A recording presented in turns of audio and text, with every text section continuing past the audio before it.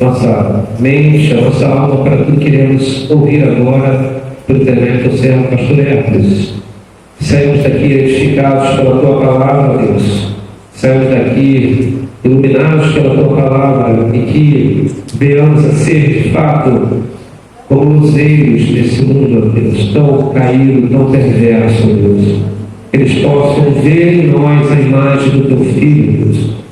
Por mais que ainda somos considerados pecadores, podemos confiar na justiça do teu Filho, Deus, e por isso sermos chamados de justos. Obrigado, Deus, por tudo que já vivemos aqui nesse momento e pela oportunidade de ofertarmos e dizermos na tua casa, Deus, que todo dízimo, toda oferta seja usada com muita sabedoria para o avanço do teu reino e para a manutenção desta casa aqui nesta localidade. Ó Deus, use o teu servo pastor grandemente e fale aos nossos corações. Se há alguém aqui que ainda não professe o teu Filho como o único e suficiente Salvador, nesta manhã seja uma manhã de salvação. Em nome do Filho e nome de Jesus. Amém e amém.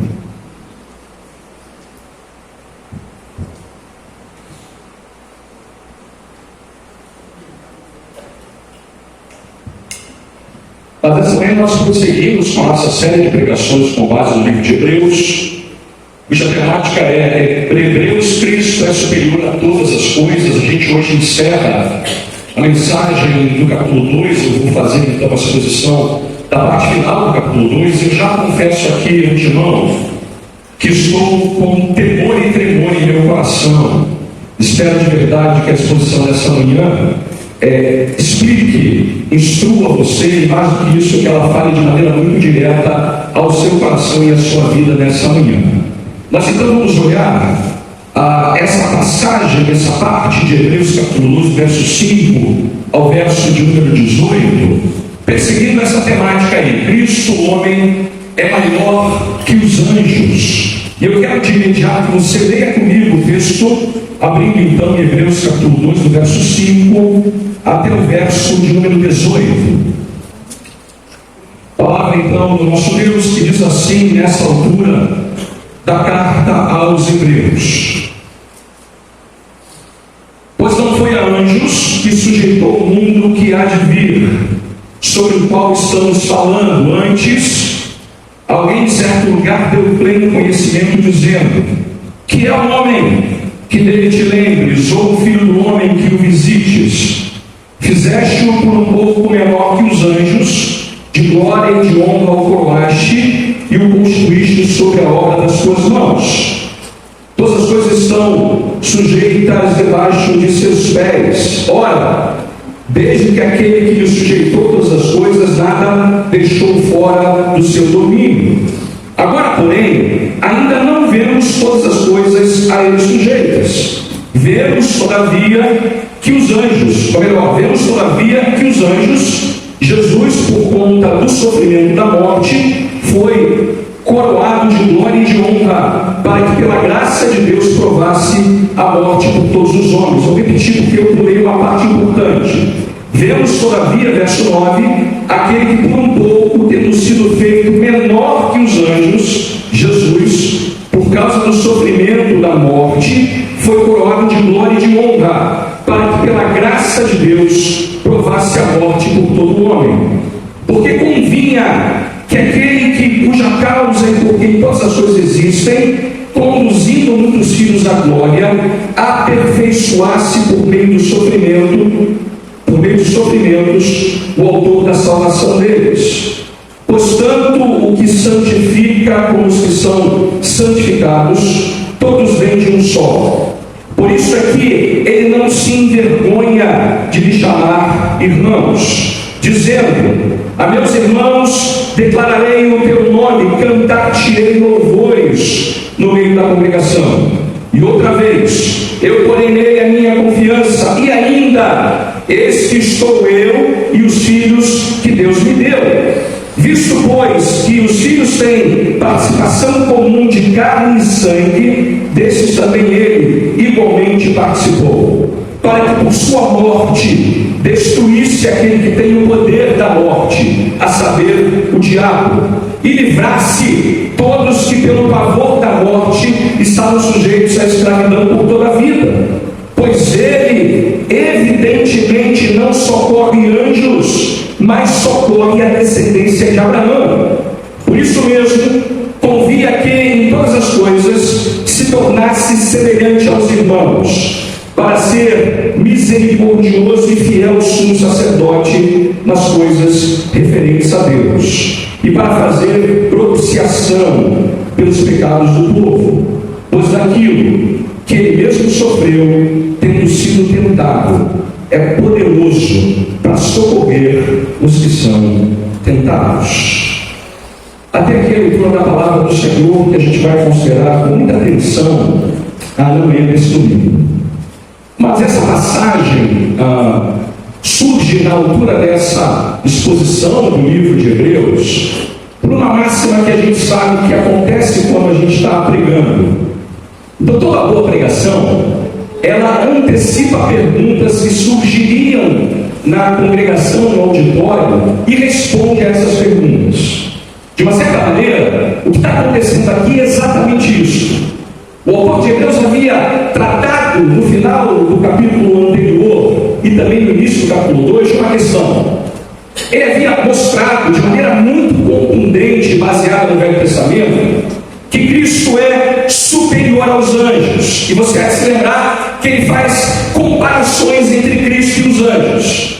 Cristo é superior aos anjos porque ele é o Filho de Deus, ao passo que anjos são só anjos. Ele é o próprio Deus encarnado. Anjos são apenas anjos. Segunda comparação, ele está entronizado eternamente. Anjos são só súditos.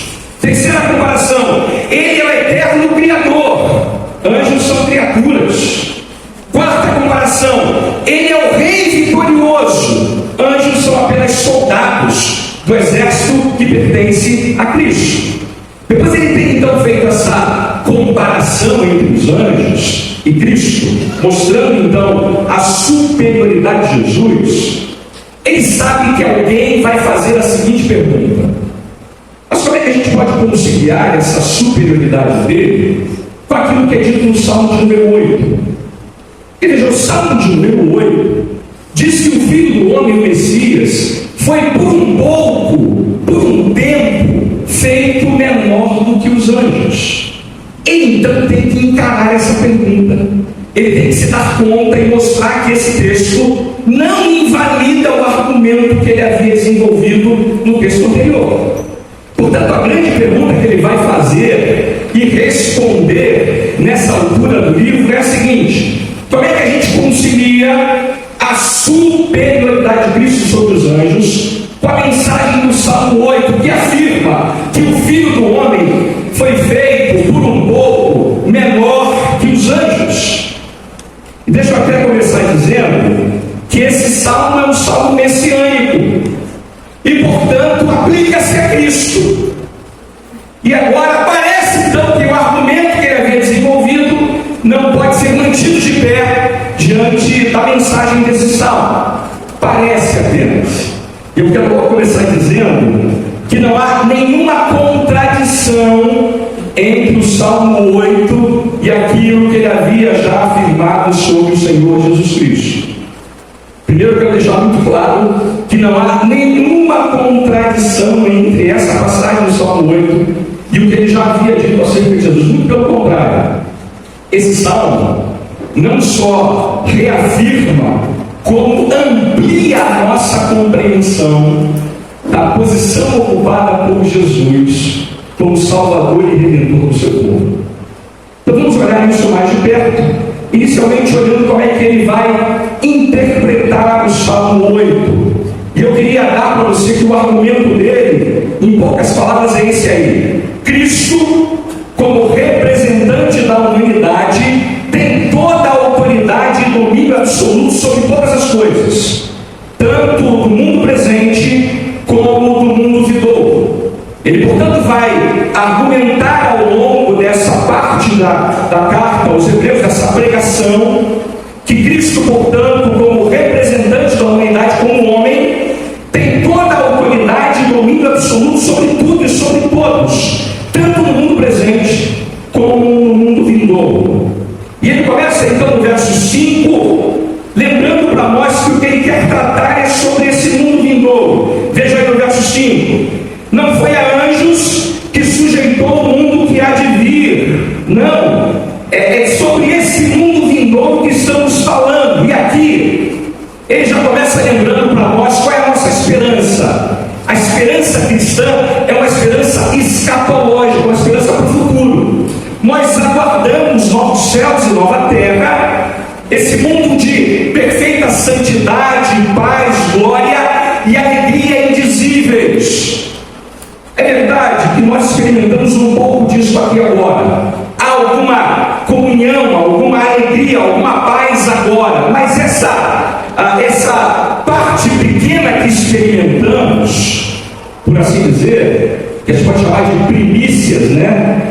Ou o penhor, ou a antecipação dessa realidade, é uma pequena amostra dessas bênçãos incomparáveis que Ele está reservando para nós que amam a Cristo no mundo vindouro. Então esse mundo vindouro, diz o autor de Hebreus, está colocado sobre os pés de Cristo e não dos anjos. Por que ele faz esse tipo de afirmação? Porque ele sabe que havia uma ideia circulando entre os judeus de que o mundo vindouro seria dominado pelos anjos. Ele está dizendo assim: não. O mundo vindouro está dominado, está sob a custódia, sob o governo do próprio Cristo. E ele então passa a mostrar essa verdade a partir do Salmo 8.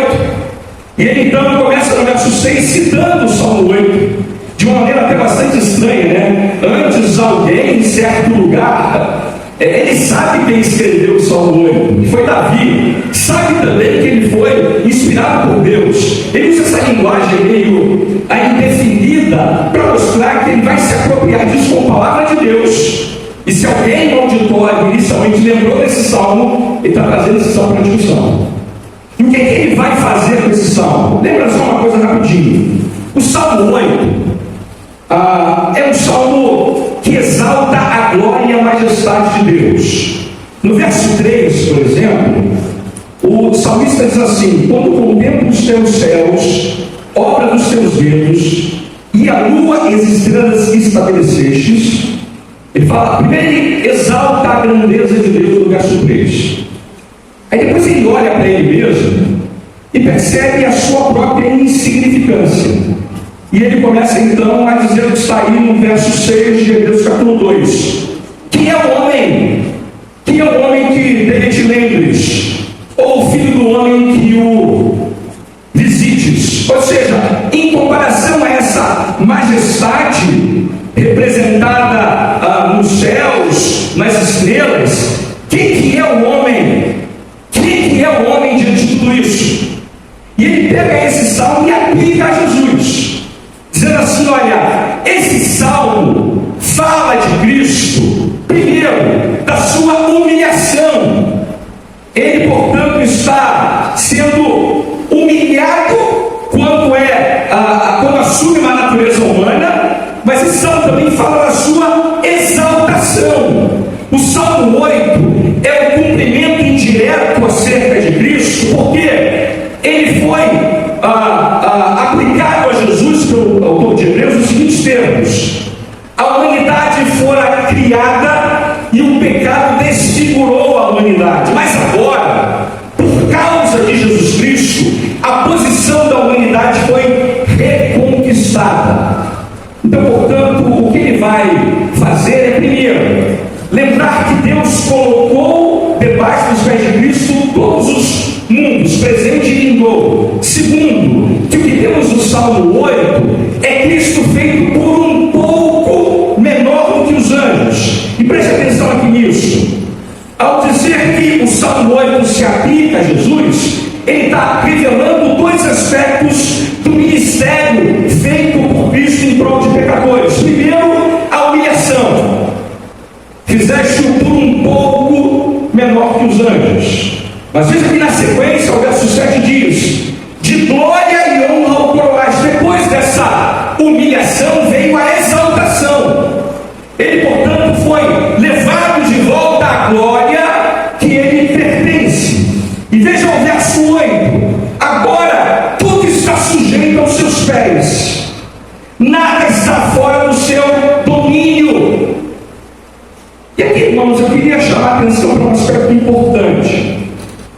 Primeiro, que essa expressão, fizeste por um pouco menor que os anjos, se você der uma olhada na sua versão do Salmo de número 8, certamente a tradução será, fizeste por um pouco menor do que Deus. Se você quiser conferir, vai lá, dá uma olhada lá. Enquanto eu abro a água, você abre lá.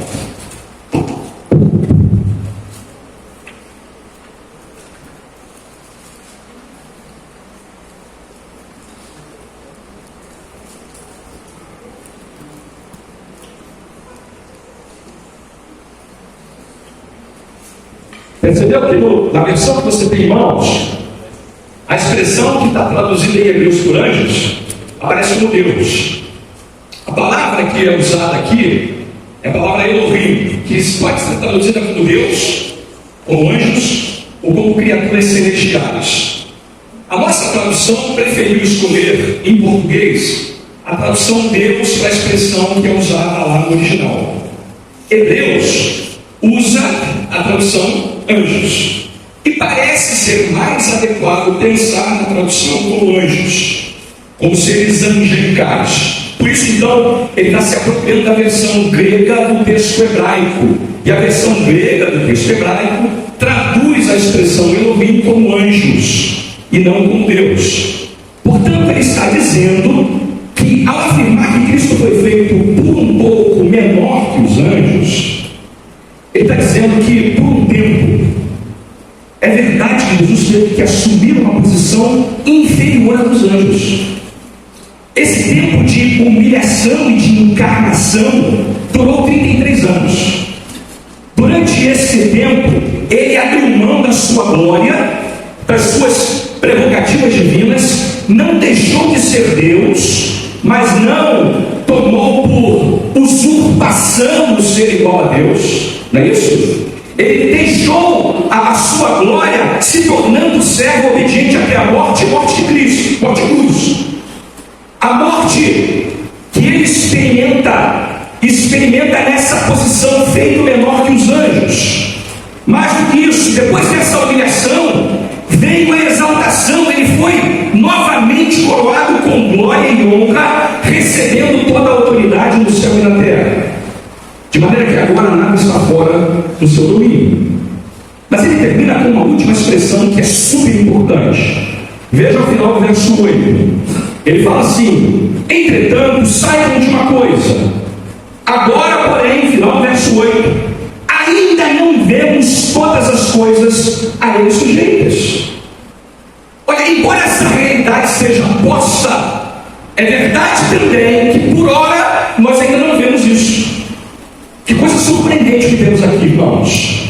E aqui eu queria lembrar para você uma coisa importante nessa altura da exposição. Cristo foi feito menor que os anjos e já domina sobre tudo e sobre todos, porque está a majestade de Deus nas alturas, sentado no trono. Entretanto, às vezes parece que ele não reina. Não é verdade? Às vezes parece que ele não está ainda reinando sobre tudo e sobre todos. Porque afinal de contas, você acha que concordar comigo? Ainda existe pecado, ainda existe morte, ainda existem demônios, ainda existe miséria, desastres, dor, sofrimento, rebelião contra Deus. Existe ou não existe, irmãos? A torto e a direito, em grande quantidade hoje em dia, não existe? Então ele reina ou não reina? Muita gente então se apropria dessa realidade para dizer assim: então, de fato ele não está reinando, de fato ele não está ainda sentado sobre o trono, ele ainda não é superior a todas as coisas. Por isso que o autor de Deus faz essa observação: ainda não vemos todas as coisas a ele sujeitas. Ainda não vê, embora já vejamos pelos olhos da fé, mas no mundo real ainda não vemos. E não se engane aqui, diz o autor de Hebreus. A Bíblia não ignora esses fatos, ela não maquia a realidade. A realidade ainda é uma realidade que aponta numa direção que parece ser algo que Cristo não reina. Entretanto, não é que ele não reine, ele já reina, mas a sua vitória e o seu reino ainda não estão completos. Ele reina, mas esse reino e essa vitória ainda não alcançaram a sua plenitude, a sua consumação. Ele reina, e em breve, poucos verões e poucos invernos, o seu reino será claramente visível. Agora ainda não.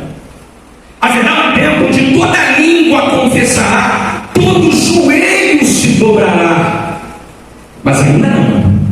Por ora, ainda não vemos. E enquanto esse dia não chega, vivemos pela fé, na certeza de que esse reino vem. Vivemos pela fé, vendo Cristo, Deus homem, exaltado à direita de Deus, acima de tudo e de todos. Pela fé, aguardamos o mundo vindouro. Ele é Senhor agora e será depois. Ele é Senhor agora do mundo vindouro e será também do mundo presente. Nisso que nos apegamos, é nisso que nós cremos. O autor sabe que é importante estabelecer a conexão entre Cristo e o Salmo 8, explicando que por um pouco significa o seu estado de humilhação. Como representante da humanidade, ele ocupará a posição, assentado ao trono como homem, e será para sempre, como é agora, superior a tudo e a todos. Entretanto, ao falar desse assunto, ele sabe que um outro tema vai surgir. E ele agora vai responder essa outra questão, que é a seguinte: tá bom, entendemos essa posição de humilhação, mas por que foi necessário? Por que convinha que ele descesse da sua glória e se fizesse menor do que os anjos? Eu queria, portanto, dar para você as razões que ele nos dá nesse texto, para aprendermos essa verdade. Por que Jesus? Por que foi necessário? Por que foi? Por que convinha? É uma palavra que aparece muito no texto, né? Convinha. Por que convinha? Eu sei que a gente usa essa palavra no nosso vocabulário, né? Meu amor, convinha que você hoje fizesse um jantar gostoso para mim. A gente não usa essa palavra, mas a ideia aqui é a seguinte: é necessário que não seria possível de outra forma. Amados, é importante a gente entender isso. Deus manda o seu Filho fazer-se homem menor do que os anjos por um pouco, não por capricho, mas porque não havia outra maneira de salvar os descendentes de Abraão. E ele, portanto, vai dar para a gente no texto 6 razões da necessidade, porque convinha, porque era necessário que Jesus Cristo fosse feito menor que os anjos por um pouco. E eu vou, portanto, caminhar com você durante essas 6 razões. A primeira razão é aquela que temos no verso de número 9. Veja lá: todavia aquele que por um pouco, tendo sido feito menor que os anjos, Jesus, por causa do sofrimento da morte, foi coroado de glória e de honra, para que pela graça de Deus provasse a morte por todo homem. Primeira razão: Cristo foi feito menor que os anjos por um pouco, para que ele provasse a morte pelo seu povo. Essa é a primeira informação que ele nos dá. Primeiro, porque anjos não podem morrer. Anjos são seres imortais, invisíveis e possuem determinados poderes que nós, seres humanos, não temos. Mas é uma coisa que acontece com a gente, jamais acontece com o anjo. Nós morremos, os anjos não. Vou usar uma outra ilustração mais ampla. Deus não morre. Para que a segunda pessoa da Trindade pudesse morrer, ele tinha que assumir uma natureza humana como a nossa. Portanto, ele está dizendo o seguinte: na hierarquia da criação somos inferiores aos anjos. Então, para que Cristo pudesse provar a morte em nosso lugar, foi necessário que ele se fizesse um de nós, e portanto menor do que os anjos. Cristo desce então da sua glória e faz homem, inferior aos anjos por um tempo, para que pela graça de Deus, veja lá o verso 9, pela graça de Deus, provasse a morte por todo homem. Eu queria fazer aqui um parêntese importante. Quando você lê essa expressão, provasse a morte por todo homem, você pode concluir precipitadamente que você está dizendo assim: então Jesus morre na cruz do Calvário para experimentar então a morte em lugar de nós, e ele faz isso por toda a humanidade, por cada indivíduo que existe sobre a terra. É isso que o texto está nos ensinando? Não. Embora possa parecer essa a primeira interpretação correta, não é isso que o texto está nos ensinando. A morte dele não é uma morte que tem a ver com a ideia do universalismo, né? A ideia universalista diz que todos são salvos, quer aceitem ou não o Evangelho. Não importa o que você faça com a sua vida, no final de tudo Deus vai salvar todo mundo. Isso é uma heresia, não tem base bíblica. Nem tampouco uma outra ideia muito comum, que é a redenção geral. Significa dizer que ele possibilita a salvação do mundo todo, mas não garante a salvação de ninguém. O que ele faz no Calvário permite que todo mundo seja salvo, mas ele não garante a salvação de ninguém propriamente dito. Também é mentira. Também é uma falsa interpretação do texto. Até porque outras passagens da Bíblia ilustram melhor esse ponto para nós. Não vou ter tempo de ler, mas depois você pode conferir. Em João 10:18, Jesus fala uma coisa importante sobre esse assunto. Ele fala assim: eu dou a minha vida pelas minhas ovelhas. A morte dele não é para todo mundo, não é para todo homem, é apenas e tão somente pelo seu povo, pelas suas ovelhas. O sangue que ele derrama no Calvário não apenas propicia a salvação, garante a salvação do seu povo. Ele está dizendo o seguinte, em Hebreus capítulo 2: todo homem aqui é sinônimo de ovelhas que pertencem ao Senhor Jesus Cristo. A morte dele vai ser realizada e foi realizada em prol das suas ovelhas, dos eleitos, e garante totalmente a salvação deles. O Espírito Santo aplicará a todas as ovelhas, sem exceção, pelas quais Cristo morreu, a salvação que ele otorga na cruz do Calvário. Amém, irmãos? Amém. Se fala pelo que eu fiquei preocupado. Veja, o próprio contexto aqui explica isso para nós. Veja o que é dito no verso 10. O todo homem no verso 9 é explicado para nós no verso 10 de uma outra maneira. Diz assim: porque convinha que aquele por cuja causa e por quem todas as coisas existem, conduzindo o quê? Muitos filhos à glória. Muitos filhos à glória. Não todos os filhos à glória, mas muitos. Então presta atenção numa coisa: toda vez que você ouvir uma exposição bíblica aqui, dá a entender alguma coisa que o texto não está nos ensinando, dê uma olhadinha nos versos sequentes. Eles ajudam a gente a perceber que aquela interpretação não está correta. Em geral, o contexto da passagem desfaz o mal entendido. O todo homem, portanto, o verso 9, são os muitos filhos que serão levados à glória.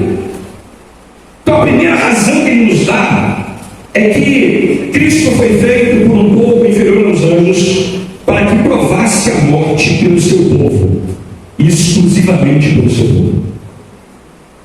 Segunda razão que ele nos dá: Cristo foi feito também um pouco menor que os anjos para ser aperfeiçoado por meio do sofrimento. Veja o verso 10: porque convinha que aquele por cuja causa e por quem todas as coisas existem, conduzindo muitos filhos à glória, aperfeiçoasse por meio do sofrimento, ou por meio de sofrimentos, o autor da salvação deles. Essa é uma linguagem que parece estranha para nós, né?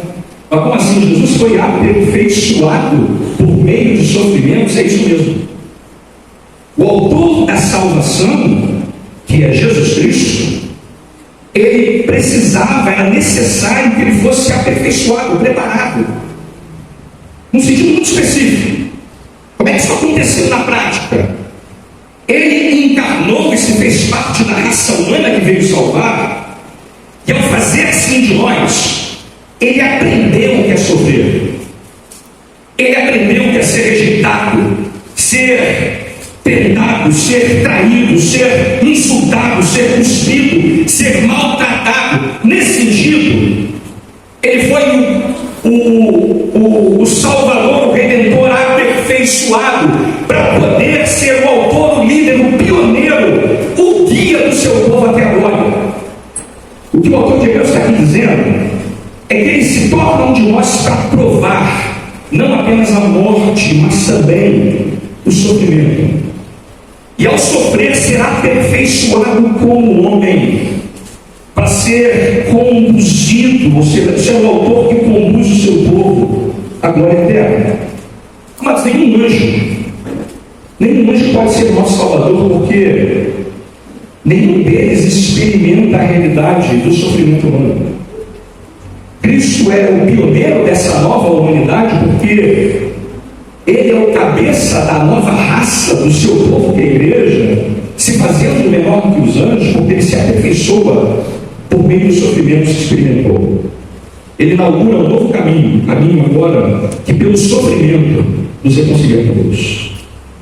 Terceira razão, ele também ensina para nós que Cristo foi feito por um pouco menor do que os anjos, para tornar-se irmão daqueles que haveria de salvar. Veja aí o verso 11, e a gente vai até o verso 13. Vamos começar olhando primeiro o verso 11.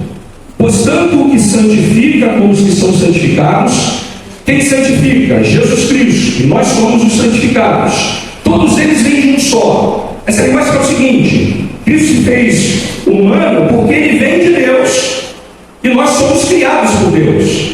É claro que ele é o Filho unigênito de Deus, aquela pessoa bendita da segunda pessoa da Trindade, e quando ele se faz humano, ele se torna solidário, identificado conosco. E agora, por ser humano como nós somos, a semelhança da nossa humanidade, mas sem pecado, ele se torna também nosso irmão. Porque veja que está dito na sequência: pois tanto o que santifica como os que são santificados, todos vêm de um só. Por isso é que ele não se envergonha de me chamar irmãos. E ele, portanto, se faz um de nós porque era necessário que um irmão nosso fosse o nosso Salvador. Nós não poderíamos ser salvos por uma pessoa estranha, por um anjo. Teria que ser um membro da raça humana. E aqui, irmãos, temos essa belíssima expressão no verso 11. Diz o texto que ele não se envergonha de chamar a mim e a você de irmão e de irmã. Deixa eu explorar um pouquinho esse ponto. Esse pomposo que temos aqui, irmãos. E veja bem, depois do que ele havia ensinado para nós no versos anteriores sobre a glória de Cristo, a superioridade dele, a gente deveria esperar, normalmente falando, que ele não quisesse se identificar com os seres humanos caídos por nós. Em geral é assim que a gente vê, não é isso? Para a gente ver uma pessoa que fica importante na vida, fica famosa, a primeira coisa que ela quer fazer é o quê? Negar as suas origens. Negar que tem uma família pobre que mora na Carolina, por exemplo. Negar, a casa simples em que ela morou. Eu tenho 4 irmãos de carne, de sangue, gente pobre, tá, irmãos? Eu não tenho a menor dúvida de poder dizer para ele o seguinte: eu não me envergonho de nenhum deles. Mas há uma coisa muito diferente aqui. Meus irmãos são todos pecadores como eu. Para pensar uma coisa: Jesus Cristo é o Filho de Deus, o Criador eterno, o Rei vitorioso, aquele que tem a autoridade no céu e na terra. E ele, de modo voluntário, nos chama de sua família. Não se envergonha de nos chamar de irmãos e irmãs dele.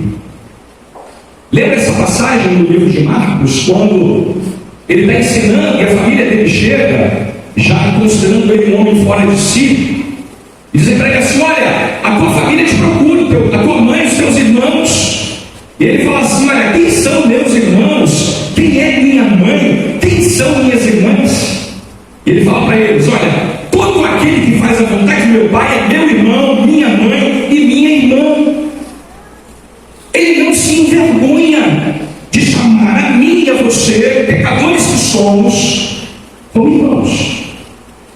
Isso é tudo nosso. Tudo nosso. Significa dizer que eu e você temos que aprender a viver a nossa vida com essa certeza. Ele se fez menor do que os anjos para chamar a mim e a você de irmãos dele. Ele é, por assim, nosso irmão mais velho. Isso aqui me faz lembrar uma coisa que acontecia comigo na escola. E eu não quero que ninguém reproduza esse comportamento, tá bom? Mas quando eu brigava na escola, quando eu brigava, né, infelizmente, e os meninos me ameaçavam, querendo me pegar fora da escola, né? Vou te pegar lá fora, né? Essa frase que se usa, vou te pegar lá fora. Sabe qual era o argumento que eu usava para me defender? Quando eu estiver lá fora, eu vou estar na companhia do meu irmão mais velho. Ele vai me defender. E o meu irmão mais velho vai vir aqui comprar a minha briga. A ideia, portanto, é que eu e você temos um irmão mais velho, que é ninguém menos do que o Senhor e Salvador Jesus. Ele tem autoridade sobre os céus e terra. Ele é rei vitorioso, Criador eterno, sentado na majestade de Deus. E se fez por um pouco menor que os anjos, para que a gente possa ser chamado de irmão dele. E então usa duas citações do Velho Testamento, os versos 12 e também o verso 13, para dar base a essa afirmação que ele faz sobre Jesus não se envergonhar de nos chamar de irmãos. O primeiro está no verso 12, é uma citação do Salmo 22.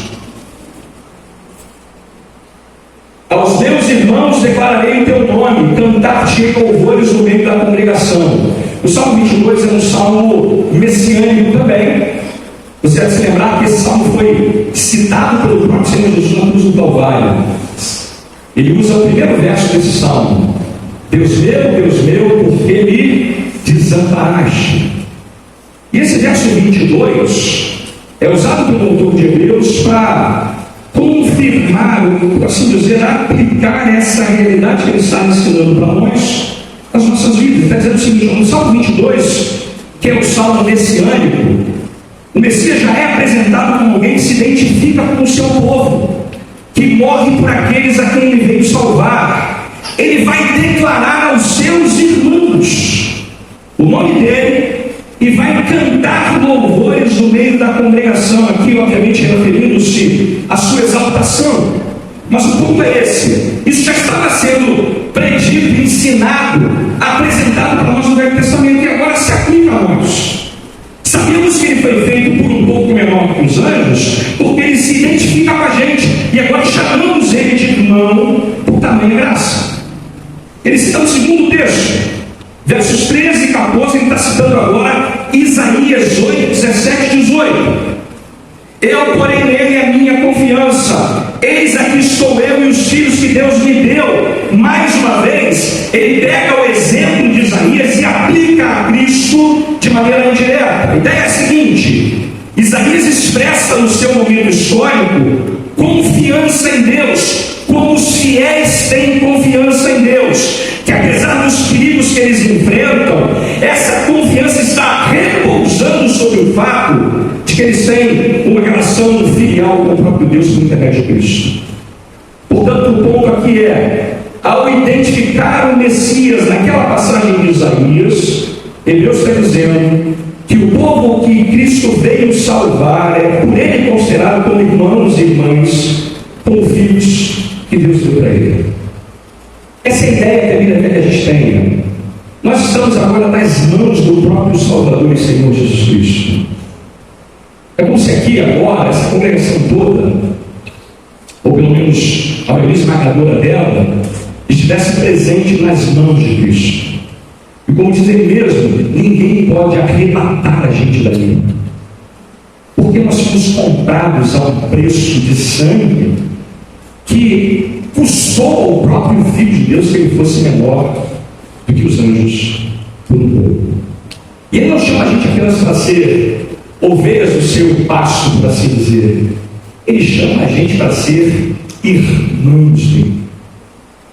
Deus, portanto, realiza essa obra através do Filho para que eu e você pudéssemos ser chamados de irmãos. Mas há uma quarta razão. Faltam as três, além dessa, são as duas. O texto diz também no verso 14 que ele se faz por um pouco menor que os anjos para destruir o diabo. Veja aí.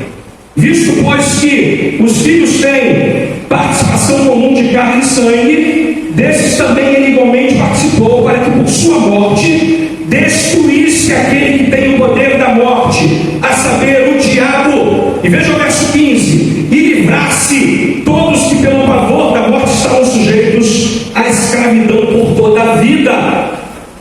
E aqui, irmãos, é importante também fazer esse paralelo.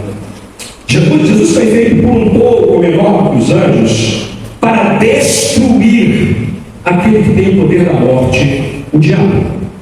E aqui é importante fazer um comparativo, né? Era necessário que ele fosse humano para destruir o diabo, porque anjos não podem destruir o diabo. Lembra aquela passagem em Judas, versículo 9, que diz que o arcanjo Miguel disputa com Satanás o corpo de Moisés. E o texto diz que arcanjo Miguel não se atreve a fazer um juízo infamatório contra o diabo. Pelo contrário, ele diz assim: o Senhor te repreenda. O diabo tem poderes que nem mesmo os anjos poderiam ganhar, vencer, destruir. Era necessário que um homem fizesse isso.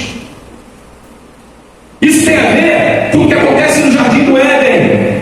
Lembra do que acontece lá? O diabo tem o poder da morte. Em que sentido? Após a humanidade pecar no Éden, desobedecer a Deus, os homens entregaram o direito à vida para o diabo. E por causa do pecado, a morte entrou em todos nós. Ele nos leva a pecar e o salário do pecado é a morte. Romanos 6,23. Por isso, então, o diabo tem o poder da morte. Qual o resultado que isso produziu na vida de todos nós, como seres humanos, em estado natural? Nós estamos escravizados, como diz o texto, por toda a vida sob o pecado, a morte e o diabo. A maior realidade disso, irmãos, é o fato de que todos nós temos pavor da morte. Temos medo da morte física e da morte eterna, que acontecerá após a morte física. Olha, incrédulos detestam falar sobre morte. Por que será?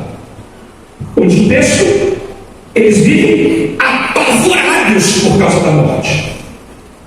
Eles sentem esse horror, esse pavor, esse medo que o texto está apontando. Livrar-se todos que pelo pavor da morte estavam sujeitos à escravidão por toda a vida.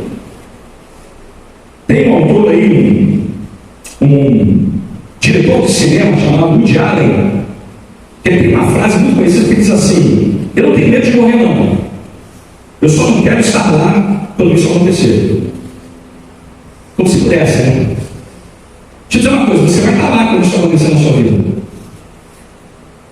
Daqui a 50 anos, todo mundo que está sentado agora certamente vai estar morto. 100 anos, com certeza, nenhum de nós estará mais vivo. Sem exceção. Do mais jovenzinho até o mais idoso. Em 100 anos, nós seremos apenas uma vaga lembrança no coração daqueles que estão virando luz. Como é que você vai enfrentar a morte? Como é que você vai vencê-la? De que maneira você pode, de fato, dar conta de andar pelo vale da sombra da morte e não ter mal algum? Está dizendo que Cristo se fez por um pouco menor do que os anjos para destruir o diabo e nos livrar de uma vez por todas do amor da morte. Tem um livro muito conhecido na história da igreja, escrita pelo teólogo John Owen, cujo título é A Morte da Morte de Cristo. Olha que título interessante.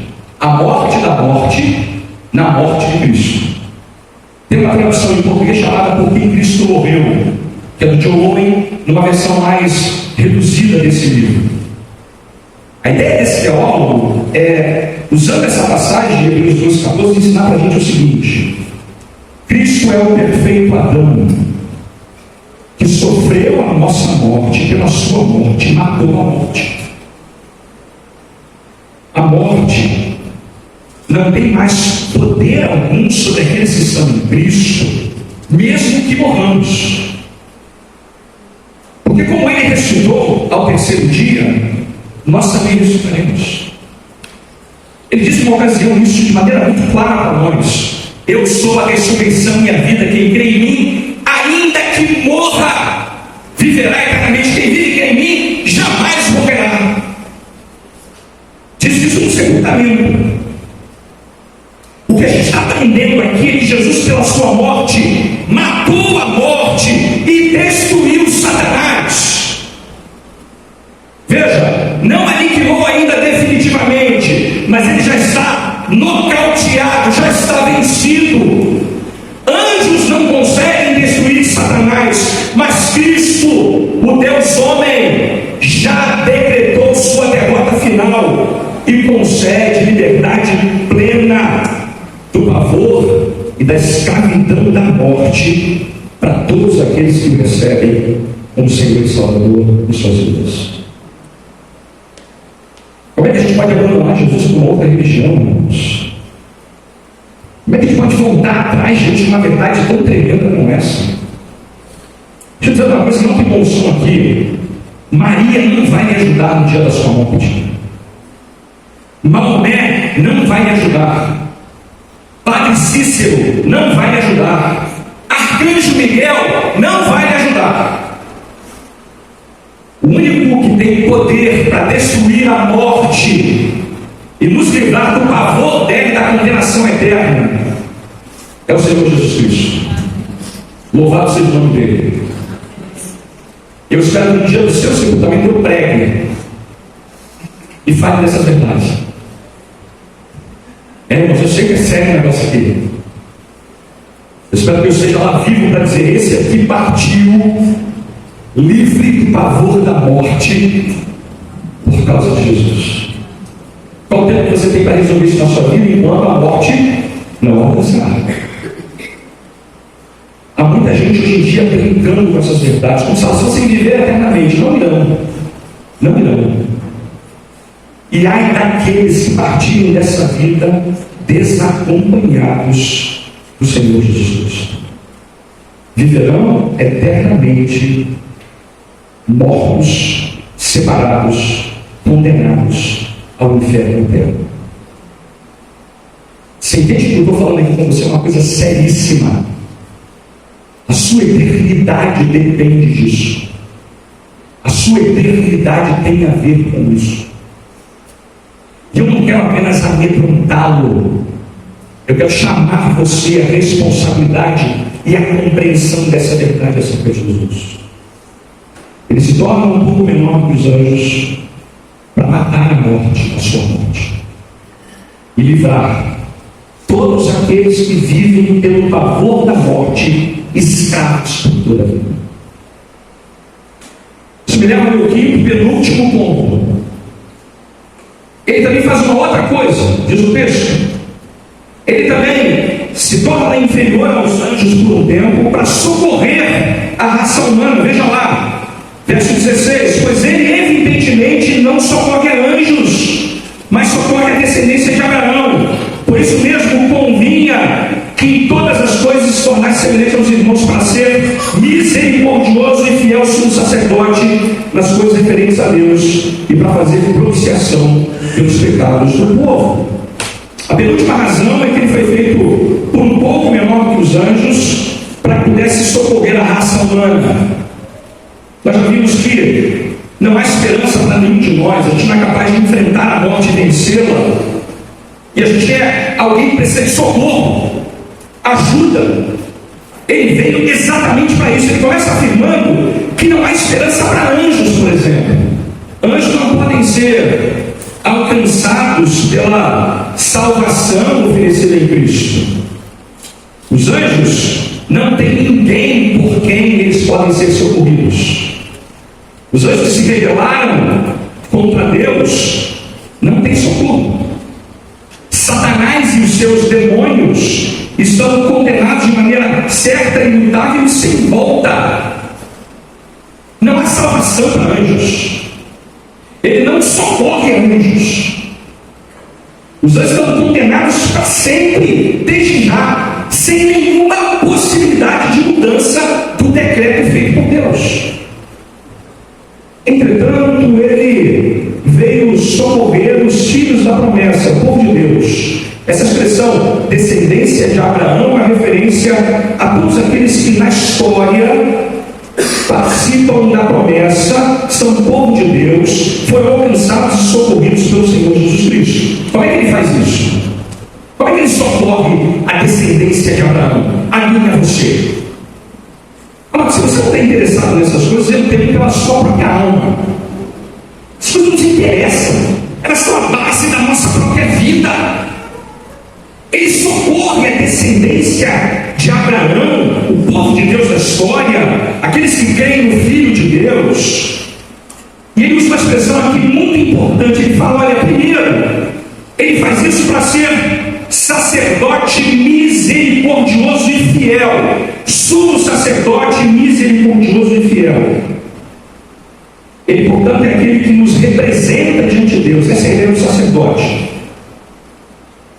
Há uma máxima que diz que você não entende o sofrimento de uma outra pessoa enquanto não passa pela mesma experiência de sofrimento que ela passou. A ideia aqui é que ele representa o povo de Deus porque ele conhece o grau máximo da experiência humana, e ele pode ser misericordioso e ter compaixão de nós, entendendo a nossa própria realidade. Antes de eu compreender isso, Cristo, o Deus homem, se fez um de nós para ser fiel sumo sacerdote nas coisas referentes a Deus. E a segunda coisa que ele diz é que ele faz isso também para ser propiciação pelos pecados do povo. Aqui é uma ideia que o judeu entendia perfeitamente bem e que talvez nós não tenhamos tanta clareza no que ele está dizendo. A ideia aqui é a seguinte: animais eram mortos no tempo do Velho Testamento e o sangue desse animal era aspergido na tampa da Arca da Aliança. Essa tampa se chamava propiciatório. A ideia era que aquele sangue que era aspergido sobre esse lugar, essa tampa, em que estavam representados os pés do próprio Deus, esse gesto era feito para aplacar, propiciar a ira de Deus e também pacificar temporariamente a ira de Deus contra o seu povo. O que Hebreus está ensinando é que os judeus aguardavam essa propiciação perfeita que seria feita de uma vez por todas dos pecados que eles haviam cometidos. O que então Hebreus está nos dizendo é que Cristo é essa propiciação. Ele é o sumo sacerdote, mas também é o Cordeiro de Deus que tira o pecado do mundo. O seu sangue derramado e seu sacrifício perfeito fazem propiciação perfeita pelos nossos pecados. Cristo limpa a nossa ficha de maneira completa, definitiva, cabal, absoluta, plena. Agora não precisamos mais sacrificar animais, fazer corrente de meditação, subir escadaria, pagar penitência, chicotear as costas. Cristo é o nosso sumo sacerdote que se identificou conosco, misericordiosamente se ofereceu de uma vez por todas como sacrifício necessário para sermos aceitos por Deus, perdoados, libertos da escravidão e do pavor da morte. Louvado seja o nome dele, irmãos. Última coisa que ele nos fala: Como se não bastasse, Cristo se faz por um pouco menor do que os anjos, para socorrer os que são tentados. Veja o verso 18. Pois naquilo em que ele mesmo sofreu, tendo sido tentado, é poderoso para socorrer os que são tentados. Como qualquer humano vive, Cristo foi tentado em todas as coisas, mas sem nunca ceder a uma só tentação, sem nunca ceder a um só pecado. A lista é interminável, tá? Eu não vou ter tempo de dizer tudo o que ele foi tentado, mas um bom exemplo é isso aqui, galera. Ele foi tentado sexualmente, ele foi tentado a perder a paciência, ele foi tentado a agredir alguém, possivelmente Pedro, né? Possivelmente Pedro. Ele foi tentado a dizer palavras duras em ocasiões difíceis. Ele foi tentado a desistir de Getsemane. Ele foi tentado a blasfemar contra Deus. Foi tentado a tentar a Deus. Foi tentado a voltar atrás na cruz. Foi tentado a ficar rico. Foi tentado a usar de maneira errada o poder que ele tinha e que Deus havia lhe dado. Ele foi tentado em todas as coisas. Não há tentação que eu e você estejamos enfrentando que ele não conheça. Não há tentação, fraqueza, tribulação, dificuldade que ele já não tenha experimentado. Cristo sabe das nossas lutas, porque ele se fez gente como a gente, se fez como um de nós e sabe o que é ser tentado. Como se não bastasse, a boa nova que essa última afirmação nos faz é a seguinte, irmãos: temos agora, assentado à direita da majestade das alturas, um homem, Deus homem, e ele é nosso irmão mais velho, ele intercede por nós.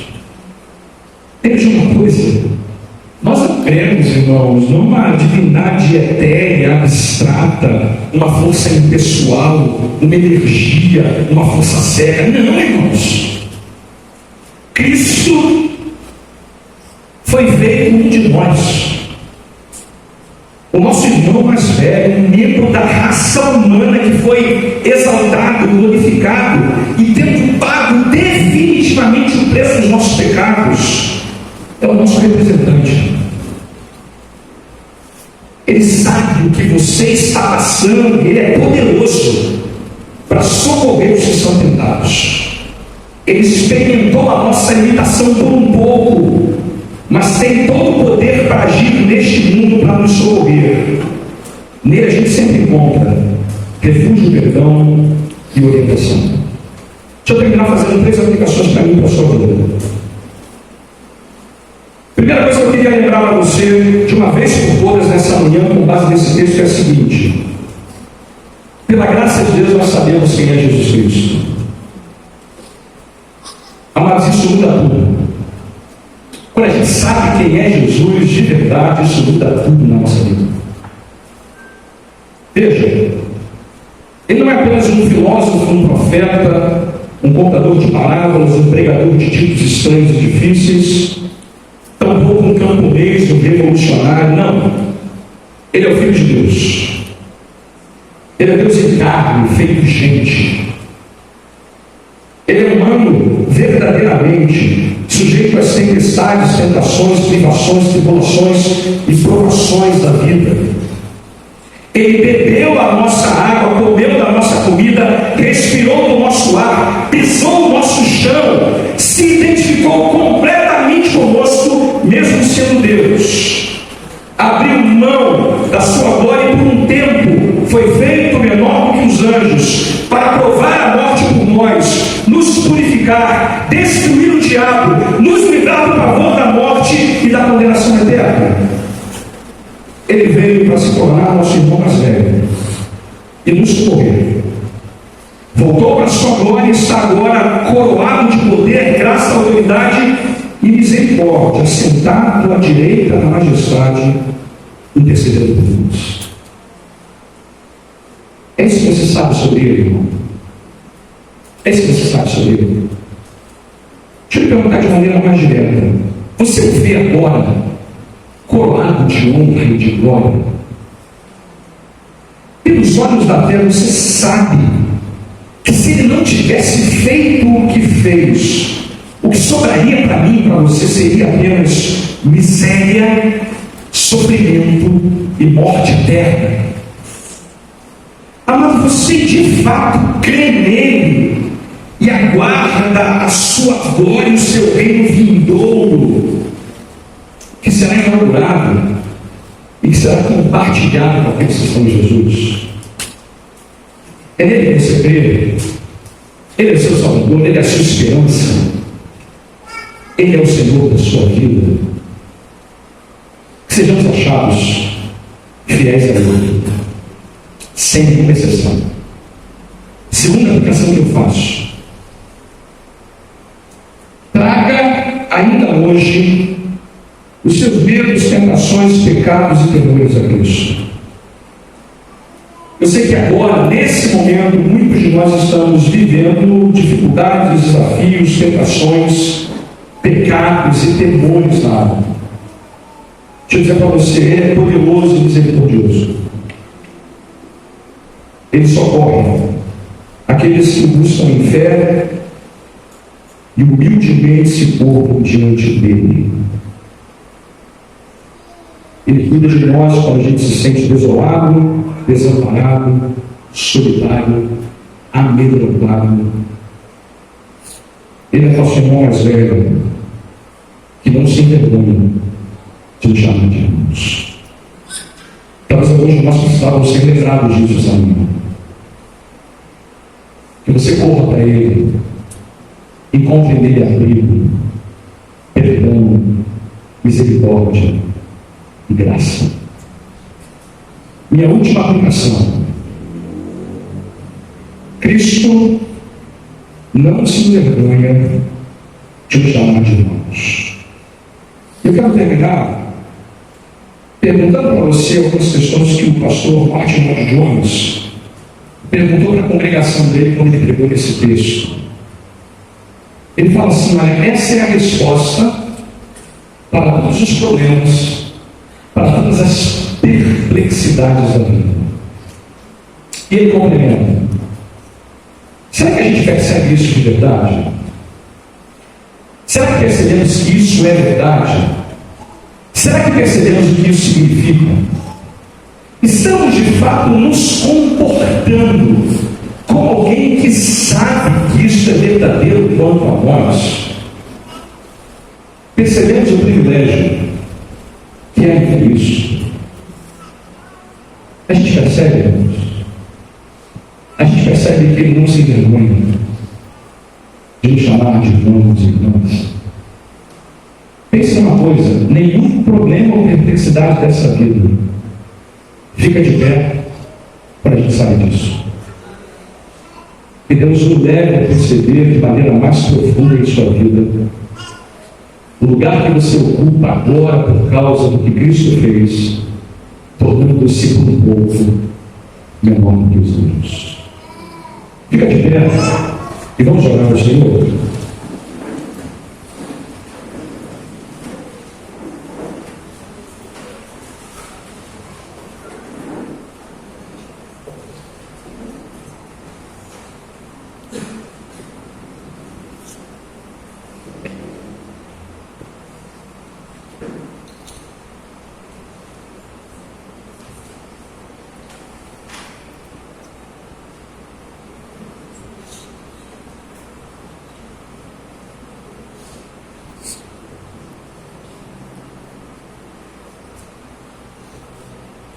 Deus eterno,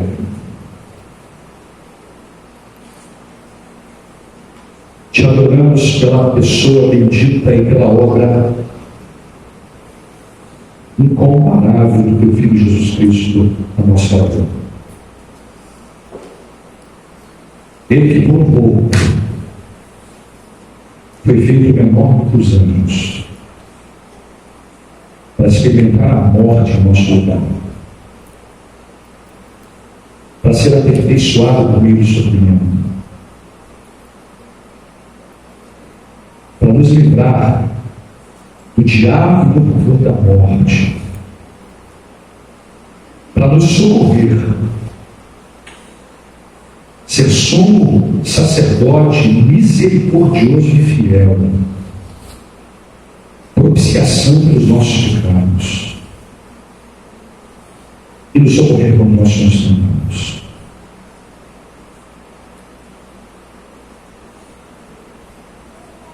Senhor bendito, faltam-nos palavras para expressar a gratidão do nosso coração. Nos perdoa porque às vezes, Senhor, damos tão pouco valor para essas verdades. E ajuda-nos, na ação do Teu Santo Espírito, a fazer disso o tesouro da nossa vida. O tesouro da nossa vida. Alcança aqueles que estão sendo tentados, para que encontrem abrigo em Jesus. Alcança aqueles que estão com medo da morte, chama-os pela Tua palavra. Alcança aqueles que precisam ser socorridos, gente que ainda não sabe o que acontecerá com as suas próprias vidas no futuro que lhes aguarda, e que tem medo, incerteza, dúvida sobre isso. Ah, Senhor, que a Tua graça os alcance. Chama-os, revela a eles a bendita pessoa do Teu Filho Jesus. E quanto a nós, que a nossa vida não se apoie em nenhuma outra verdade que não seja essa. O Senhor Jesus não tem vergonha de nos chamar de irmãos. Que a nossa vida esteja amparada nessa verdade.